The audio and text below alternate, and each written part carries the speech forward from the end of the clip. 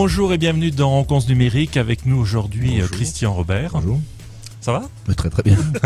J'ai pas compris l'intitulé de l'émission par contre. On cause numérique. On cause numérique. Voilà. Causons. Et donc Christian Robert, c'est le directeur des éditions Au Vent des Îles, un des grands éditeurs de Tahiti, qui a près de 200 ouvrages en catalogue. Et la nouveauté, c'est qu'en fait, ces livres vont devenir numériques en partie, et que donc on va pouvoir les acheter sur les nets, pouvoir les télécharger et les lire sur des liseuses et sur les tablettes.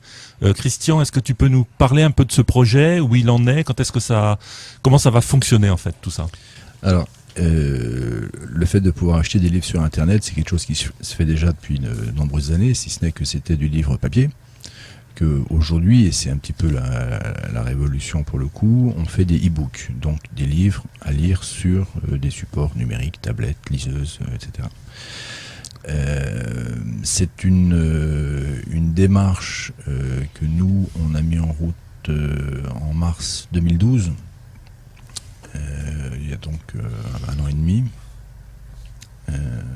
C'est une volonté précise du ministère de la Culture en France, à travers son bras armé qui est le CNL, le Centre National du Livre, l'équivalent du CNC pour ce qui est de l'audiovisuel, et donc qui ne veut pas que les éditeurs du ressort du ministère de la Culture de France soient à la traîne du numérique, donc a mis en place un certain nombre de mesures pour faciliter la numérisation des fonds.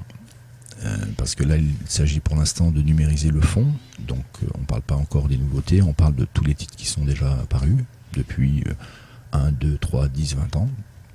Et donc le CNL, le Centre National du Livre, a développé des outils, en particulier des outils de soutien financier, pour aider tous les éditeurs à numériser leurs fonds. Alors, après, on monte un dossier, on dit voilà, moi je vais numériser ce fonds-là.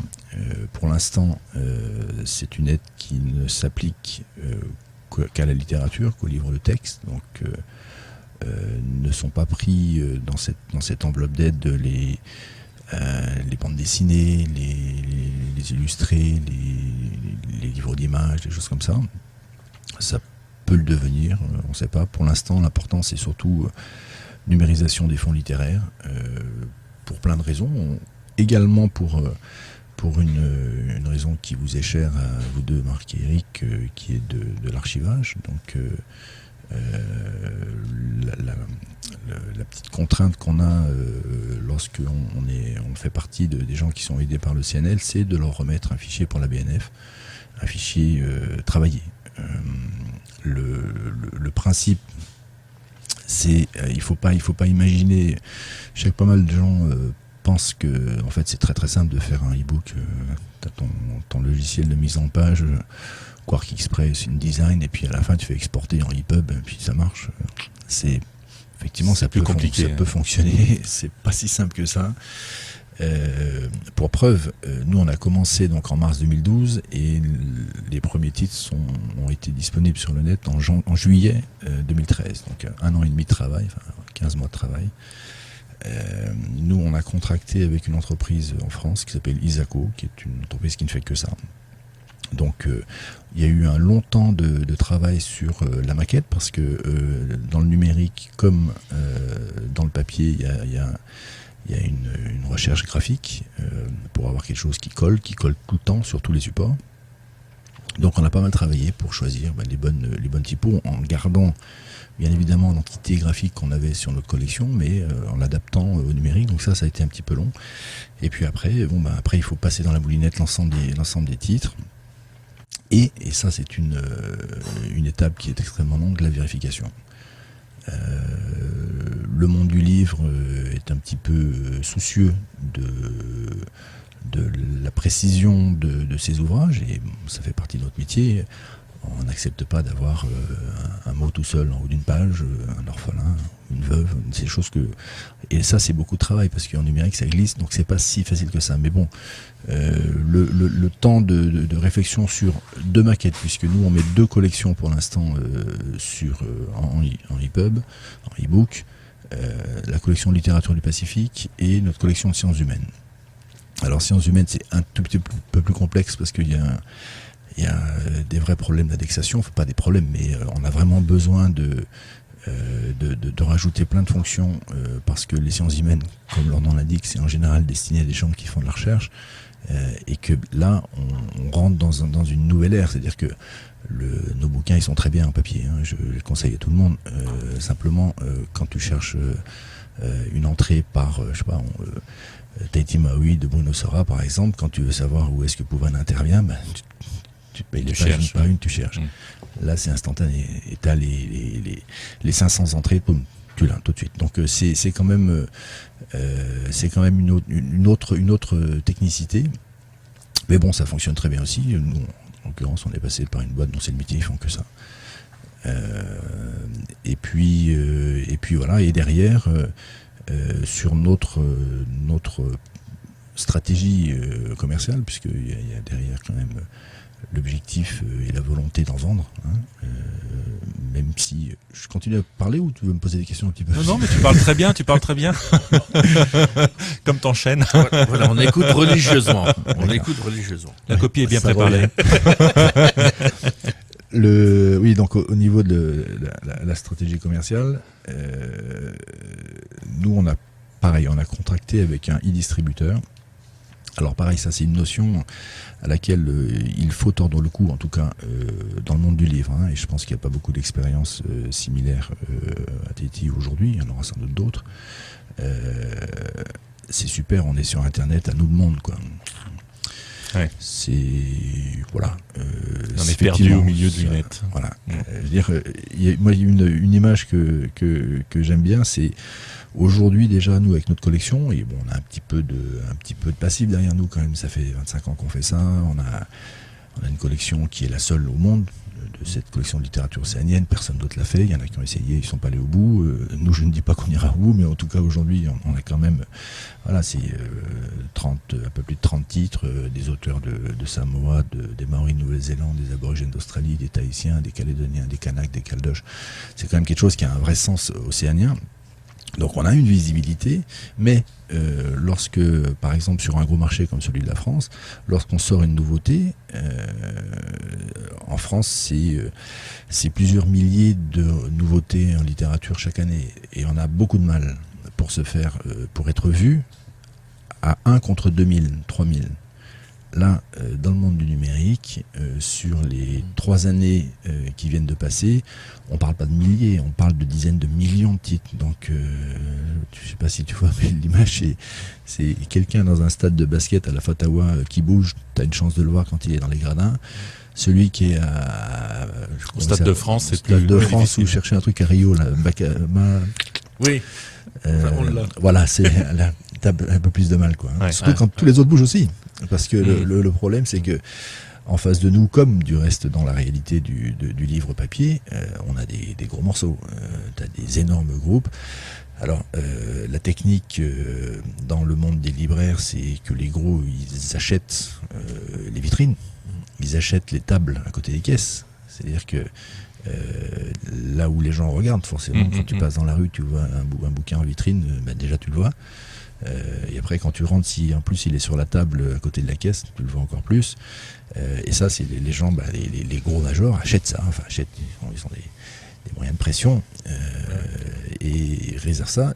Sur Internet, ça va être pareil. Ils vont être hyper visibles avec des équipes qui bossent sur la promo, sur le buzz, etc. Sur les réseaux sociaux, etc. Oui. Donc, on a aussi une problématique de visibilité, mais là où je voulais en venir, c'est que nous, ce qu'on a décidé, c'est de s'inscrire dans une logique qui est en fait un peu la même que celle du livre papier, avec une distribution. C'est-à-dire, on a contracté avec un e-distributeur qui, lui, derrière, a le contact avec les e-détaillants, qui sont nombreux. Nous, aujourd'hui, on est présent sur à peu près 200 points de vente numériques partout.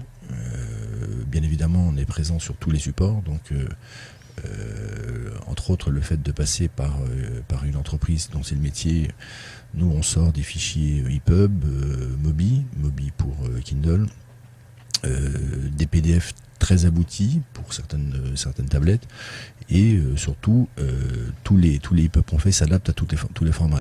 On voit par exemple que les chiffres de tout ce qui est e-book aux États-Unis ou en Angleterre ont fortement augmenté. Aux États-Unis, on est à près de 30% du marché. En France, les derniers chiffres du SNE, c'est 0,9% pour 2012. Qu'est-ce qui fait qu'il y a une telle différence ? Oui. Alors 30%, ça me paraît un peu beaucoup sur les US. Les chiffres, ils sont en France sur 2000. Moi, j'ai pas les mêmes chiffres. On est à 3%. On est à 3%, mais ça comprend également les ouvrages, tout ce qui est technique Oui. et professionnel. Oui. Au niveau du grand public et des bouquins en fait de Oui. littérature, des choses comme ça décolle pas, quoi.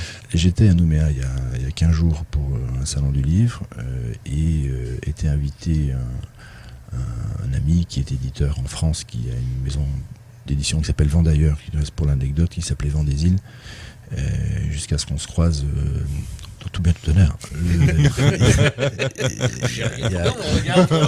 y a 15 ans. Parce que tu as l'esprit mal tourné, c'est Ouais, pour ça ça. doit être ça, ouais. Il y a 15 ans sur un salon, et il me dit: je suis vachement embêté, on a le même nom. Toi tu t'appelles le Vent des Îles, moi je m'appelle Vent des Îles. Je dis: moi je suis encore plus embêté parce que on a fait une démarche à l'INPI, vous n'étiez pas déclaré, on avait oublié de se déclarer effectivement. Donc maintenant il s'appelle Vendailleurs, mais enfin c'est une excellente maison d'édition. Et lui est un homme du livre, il enseigne à l'université les choses du livre, et depuis un an il s'occupe de la production numérique d'Actes Sud. Mhm. Donc Actes Sud, c'est Grosse maison. plusieurs milliers de titres, et pareil, même politique, numérisation du fond, et même maintenant sortie instantanée, en simultané, papier numérique. Mais il me disait quand même que sur certains titres, ils ont dépassé les 10 000 exemplaires en numérique. Ah ouais. Donc voilà, ce que je veux dire, c'est qu'il ne faut pas se dire ouais, c'est 0,9%, c'est-à-dire qu'en fait c'est 4 livres qui sont vendus. Non. Effectivement, il y a beaucoup de titres qui ne sont pas vendus, mais il y a aussi des titres qui cartonnent. Donc après, il y a, comme du reste pour le papier, une histoire de produit. Voilà, il y a un livre qui est plus fait pour le numérique. Au niveau de la com, ça s'est mieux fait. Je sais pas, il y a eu un buzz qui a fait le truc, tant mieux. Le autre exemple que je vais citer, c'est celui de Brajlon. Brajlon, je suis sûr que vous, Marc et Eric, êtes des fans. C'est cette belle maison d'édition en France qui fait de l'heroic fantasy. David Gemmel, je ne sais pas si vous avez entendu parler, Waylander, donc c'est des beaux livres en papier avec heroic fantasy, quoi, avec un peu de magie, des gros sabres, des grosses haches, etc. C'est la couverture que j'aime bien. Et cette boîte, ça a été la première à prendre le parti du numérique. Du reste, ça a été une petite. Ils ont été malins dans leur démarche, puisque bon, on fait des petites digressions comme ça gentiment, mais eux, ils ont dit ok, nous on se met dans le numérique. D'un autre côté, ils sont pas bêtes non plus. On peut considérer que leur clientèle, c'est un segment qui est déjà un petit peu geek, quoi. Bon, il y a des papis qui adorent Gemmel, oui, des mamies, mais je pense que la grande majorité de leur lectorat, c'est des allez, on va dire 15-35, c'est des gens qui viennent du jeu de rôle, ils connaissent l'ordinateur, ils sont dans le truc, quoi. Et eux, ils font plus de 10% de leurs chiffres, et donc là, on n'est plus à 0,9, on multiplie par 10, donc c'est quand même quelque chose qui compte dans la réalité économique de l'entreprise. Et je disais qu'ils ont été novateurs parce que on a le problème des DRM dans le monde du numérique, de tous les niveaux. Et ça, c'était une grosse inquiétude, une grosse question que tout le monde se posait. Qu'est-ce qu'on fait ? Est-ce qu'on protège ? Est-ce qu'on hyper-protège ? Est-ce qu'on fait rien ? Et alors qu'une grande partie des éditeurs, y compris les gros majors, je parle du Gallimard, Actes Sud, etc., étaient partis sur du DRM, donc du Digital Right Management, donc la protection des fichiers pour éviter il faut être en ligne, anti-piratage. Anti-piratage. Anti-piratage, quand tu tombes sur un vrai pirate. Avec l'espoir de ne pas être piraté, en fait. Oui, Voilà. donc au bout d'une De semaine, ne pas on a tomber sur trouvé, des vrais pirates. Et donc la plupart des gros éditeurs ils disent ok, nous on va protéger nos bouquins parce qu'on veut pas ce qui s'est passé dans la musique, parce qu'on veut pas tac. Et Brajlon tout de suite a dit non, ok, nous on va sans DRM, on admet le fait qu'on va se faire piller, mais sur la masse on prend le pari que ce sera efficace. Et ils ont eu raison du reste. Aujourd'hui, dans le développement numérique en France, c'est les seuls qui ont atteint ces niveaux de chiffres. Alors, pour ce qui est de Vendée-Îles, on revient à Tahiti, nous, le parti qu'on a pris, c'est tatouage. D'accord. Donc, nos livres sont tatoués. Alors, bien évidemment, sauf DRM, acteur local, Apple, lorsque tu achètes un livre Vendée-Îles sur App Store, iTunes, il est protégé par Apple. Eux, ils ont leur propre DRM. Donc là, nous, on leur donne un fichier qui est pas protégé. Ils mettent leur petite clé dessus. Puis voilà. Sinon, sur les autres supports, donc on a un tatouage. Ce livre a été acheté par Marc Loin. D'accord. Et puis bon, au bout de la 20e page, Eric Bourgeois, il en a marre de voir ton nom. Bon, je vais l'acheter. C'est pas mal comme idée. Non, bon, finalement, je vais aller acheter la version papier parce qu'il m'énerve. Ouais, alors, là, c'est intéressant pour rebondir, c'est que là, ça fait jour quand même une autre issue numérique qui prend du volume, c'est le print on demand, justement. C'est-à-dire que plutôt que d'acheter qu'un fichier et de le lire sur sa tablette, de plus en plus de gens veulent quand même du papier. Et là, tu vas dans ton petit print service, libraire peut-être. Il y a pas mal de libraires qui pensent à redevenir des imprimeurs, ce qui est rigolo, parce que l'imprimeur éditeur d'autrefois, et on revient un peu à cette réalité. Et tu dis, ben voilà, moi je voudrais tel livre, mais je le veux en version papier, je n'ai pas envie de parce que pour plein de raisons, je n'ai pas d'électricité chez moi. Alors, et là, tu te fais une version papier. Une petite question tarifaire. Le prix d'un livre papier, c'est le même prix qu'un livre numérique ? Alors, comme tu le sais, nous sommes dans une réalité extrêmement libérale, chacun fait ce qu'il veut, il fixe ses prix comme il l'entend. Néanmoins.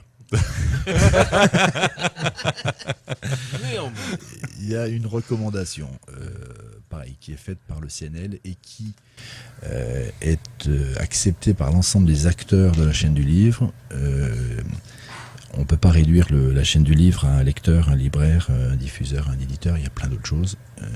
En particulier, il y a des agents qui assurent la liaison entre les mondes de langues différentes. Donc lorsque moi j'achète un livre maori, j'ai affaire à un agent qui fait le deal.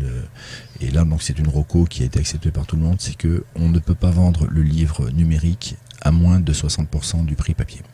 D'accord. Un livre coûte 20 € en papier, il coûtera 12 € minimum en numérique. Ça, c'est une reco. Alors après, on fait ce qu'on veut, c'est une recommandation. Après, les gens adhèrent ou adhèrent pas. Il y a une autre donnée qui est quand même intéressante, c'est que dans le monde du livre, chez les grands, pas chez nous, la vie d'un livre, c'est sorti, broché, en général exploitation du titre du beau livre, du beau livre, du livre bien grand format, etc., pendant 6 mois, 1 an, et derrière, poche. Bien évidemment, le livre, quand il sort en broché, il est à 23 €. Donc tu mets un numérique, ok, bah tu vas vendre 13,49 €. 1 an après, il se fait du poche. Le poche, il est à 9 €. Comment on fait là? C'est-à-dire que tu vas acheter un livre numérique broché, mais tu t'en tapes qu'il soit broché, puisque c'est du numérique à plus cher que le livre de poche. Donc aujourd'hui, ce que font les gros éditeurs, c'est en général, derrière, quand le poche est sorti, ils adaptent le prix du numérique au prix du poche. Et là, on a le même prix pour un livre qui a été mis en page pour être aéré, donc avec des vraies marges, pas comme un livre de poche où forcément il est moins cher, donc on rogne un peu sur tout, la typo, le corps, etc. Donc là, ce que font les éditeurs, c'est qu'ils adaptent le prix au prix du poche. Il y a aussi sur le marché aujourd'hui des livres numériques qui sont plus chers qu'un livre papier. Donc je crois que là, pareil, en fait, ça implique deux petites réponses connexes, j'allais dire. La première, c'est la plupart des gens imaginent que de toute façon, ça livre numérique, donc ça coûte rien pour vous. En fait, c'est vachement bien pour les éditeurs. Mais malheureusement, c'est faux. C'est faux parce que dans l'économie d'un livre, le papier, c'est pas grand-chose. Surtout si on parle de très gros tirages. Imprimer un livre de 400 pages sur des dizaines voire centaines de milliers d'exemplaires, ça coûte 1 €, quoi. Donc sur les 15 €, le papier, ça change pas grand chose. Par contre, tout le travail qui est en amont, il existe pareil. et tout le travail qui est derrière aussi. La promo, tout ça, ça a un coût, et c'est ce qui vient composer le prix du livre. Donc première chose, c'est pas parce qu'il est en numérique qu'il coûte rien et que personne, que les gens se gavent pour autant, c'est pas vrai. Deuxième notion importante, l'auteur. Pour être précis, puisque je vois qu'on est dans un espace savant, on va dire que la moyenne des droits d'auteur pour le papier, c'est 10%. C'est-à-dire que l'auteur touche des droits, parce qu'il a créé une œuvre, ça c'est quelque chose qui est tout à fait logique, qui sont de l'ordre de 10% du prix de vente détail. C'est-à-dire qu'un livre qui est vendu 1500 francs, il touche 150 francs à chaque livre vendu. Dans le monde du numérique, les droits ont augmenté un petit peu et on est dans la fourchette 15-17. D'accord. Donc il y a un petit plus, parce qu'effectivement, il y a cet euro-là, il n'est plus à dépenser, c'est une évidence. 1 euro sur 15, ça fait 0,8 euros, 0,8%. Donc on rattrape un petit peu les droits là-dessus. Est-ce qu'un jour, Au Vent des Îles publiera directement en numérique et en fait oubliera un peu le support papier? Malheureusement, j'ai pas le don de savoir ce que deviendra Au Vent des Îles. J'espère que Au Vent des Îles survivra, c'est sûr. Je sais pas ce que seront les années à venir. Pour l'instant, c'est hors de question. Donc, nous, on continue à faire du papier. Il n'est pas du tout dans notre logique que le numérique vienne suppléer le papier. On n'est pas du tout là-dedans. Le numérique, c'est un complément. Très bien. Le papier reste le cœur de notre métier. Peut-être que le marché nous imposera d'autres réalités plus tard, je ne sais pas. Aujourd'hui, pas du tout. On n'est vraiment pas dans cette optique-là. Il n'est pas dit que pour certains produits, on imagine des tout petits tirages papier et une plus grosse diffusion numérique. Mais en fait, plus grosse diffusion numérique, c'est une histoire de rapport papier numérique, c'est-à-dire que un bouquin dont on sait qu'il a un intérêt, mais que le public est par exemple que universitaire, que bien évidemment avec le numérique on a un autre outil là, c'est pas du tout la même histoire. Il est possible qu'on fasse peut-être un tirage de 100 exemplaires pour les gens qui veulent du papier. Et comme support aussi, parce que mine de rien, ça permet aussi de promouvoir le papier. C'est des SP. Envoyer un fichier numérique, c'est un peu plus compliqué. On peut le faire, mais bon, c'est pas pareil, c'est pas la même démarche. Et derrière, une exploitation purement numérique, parce que l'utilisation de ce produit livre est beaucoup plus riche sur du numérique. Donc peut-être qu'on arrivera à ça. Pour ce qui est de la littérature, on n'est pas dans cette idée-là. Et après, il faut voir. Peut-être qu'il y a aussi d'autres développements économiques à imaginer. Je pense en particulier à tout ce qui est de l'auto-édition, d'essayer de mettre un petit peu d'ordre dans cette histoire. C'est-à-dire que tout le monde aujourd'hui est son propre auteur. Bon, pourquoi pas, hein. Très vite, les gens s'aperçoivent que c'était pas un très très bon choix. C'est un métier. Ouais. C'est un métier quand même. Donc après, nous par exemple, au Vent des Îles, on reçoit, je sais pas, 150 manuscrits par an. On n'en garde quasiment pas. Mais peut-être que ces gens-là, ils ont quand même envie d'avoir un papier, d'avoir un livre, quoi. Donc peut-être qu'on peut leur produire, leur amener un peu de savoir-faire pour tout ce qui est de la fabrication. Et après, ils se débrouilleront pour la vente. Mais à la limite, c'est même pas le problème de vente. Ce qu'ils veulent, c'est laisser une trace à leurs enfants. Donc peut-être qu'on arrivera vers des logiques comme ça où le livre sera diffusé de façon quasiment gratuite. Bon, puis c'est pas un souci pour personne. Je veux dire, il n'y a pas d'ambition commerciale sur ce produit. Par contre, il y a effectivement des réalités sentimentales, affectives, tout ce que tu peux imaginer. Je reçois souvent des témoignages de vie, et lorsqu'on en parle avec l'auteur, je dis mais qui vraiment va être intéressé par ça? Il dit, mais tout le monde autour de moi. Oui, ça c'est clair. Mais une fois que tu as fait la liste de tes frères, tes sœurs, ta grand-mère, en général t'en as que deux, etc., et tes petits-enfants, ça fait pas l'équipe d'un livre, quoi. Mais par contre, moi je serais ravi d'avoir un ouvrage qui relate une partie de l'histoire de ma famille ou de la famille de ma femme ou je sais pas quoi. Donc peut-être qu'il y a d'autres débouchés à venir, mais dans le principe même de l'édition, non, on va pas. Encore une fois, c'est un complément. On continue à faire du papier et en plus on offre une réalité numérique. Comment un éditeur peut travailler avec une bibliothèque et le livre numérique? Alors, première chose, c'est une notion qui échappe bien évidemment à la plupart des gens. Nous, en tant qu'éditeurs, nous percevons des droits de prêt.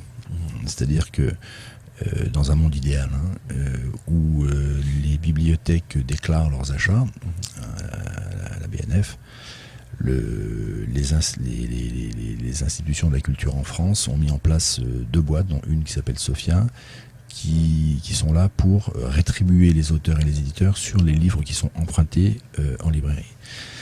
Une petite notion un peu plus générale, c'est quelque chose que pareil les gens n'ont pas forcément à l'esprit. Lorsqu'on achète un livre, on n'achète pas 300 pages de papier, on achète le droit de lire une œuvre. Ça, c'est la réalité stricto sensu.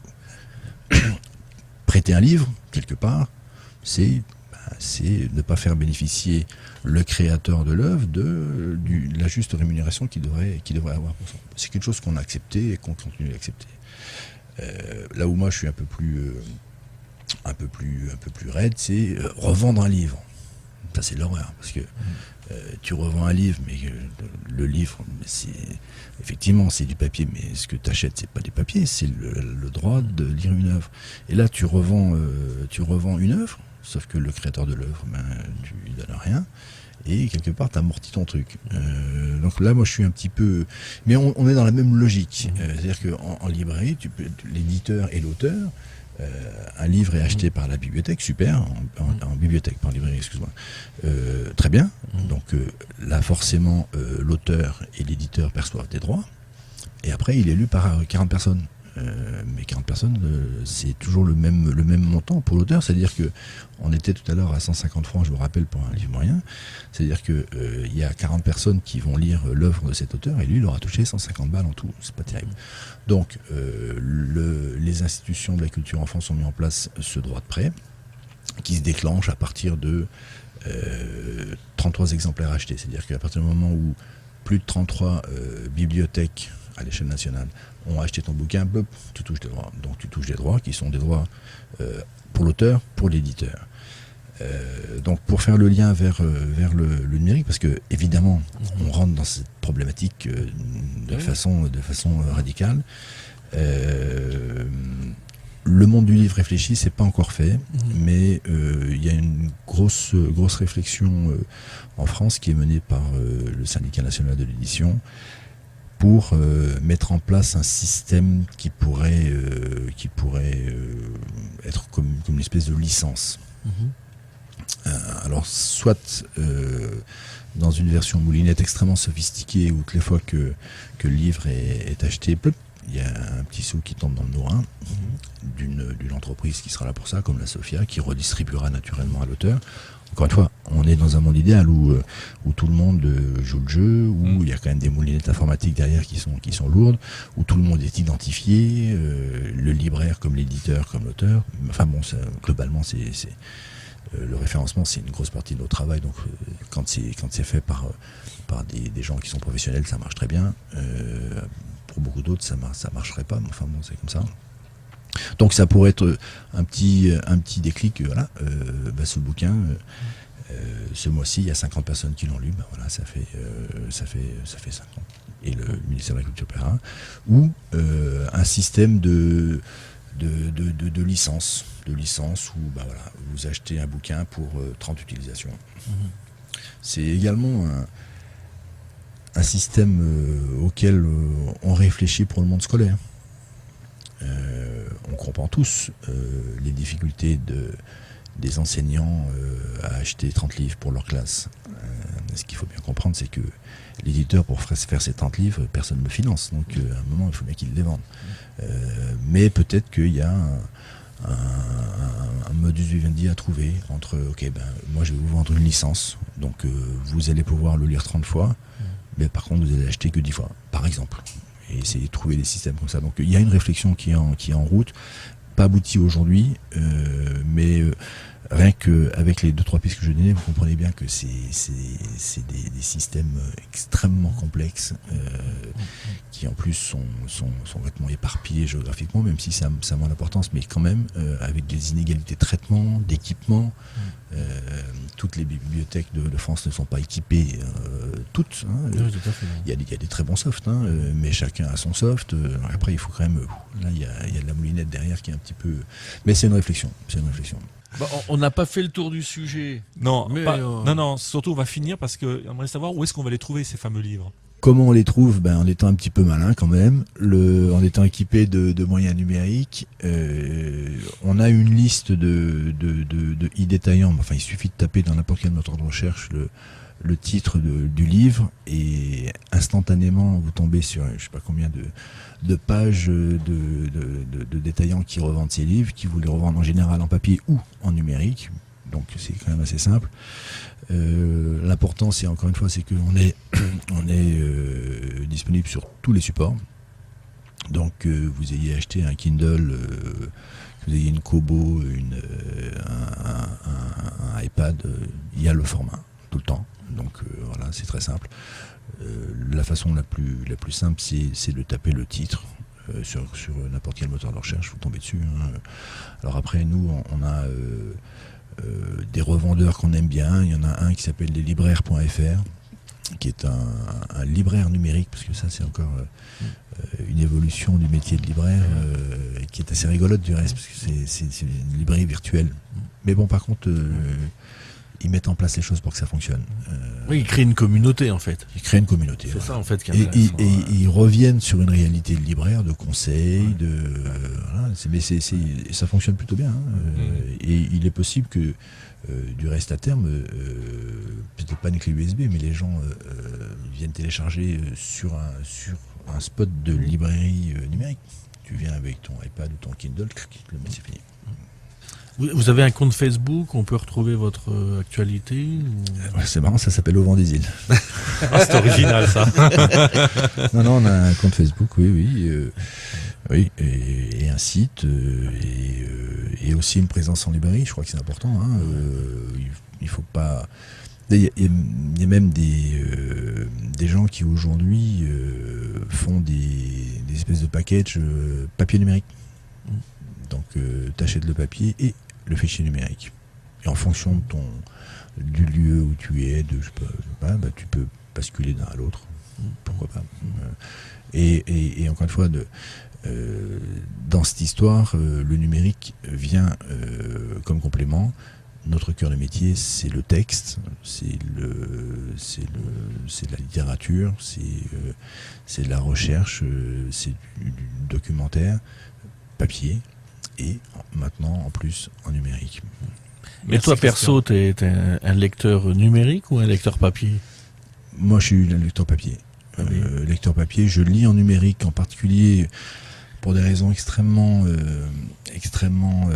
matérielles. C'est que nombre de manuscrits qu'on reçoit, c'est très désagréable de lire un manuscrit de 300 pages à 4 relié avec une reliure en plastique.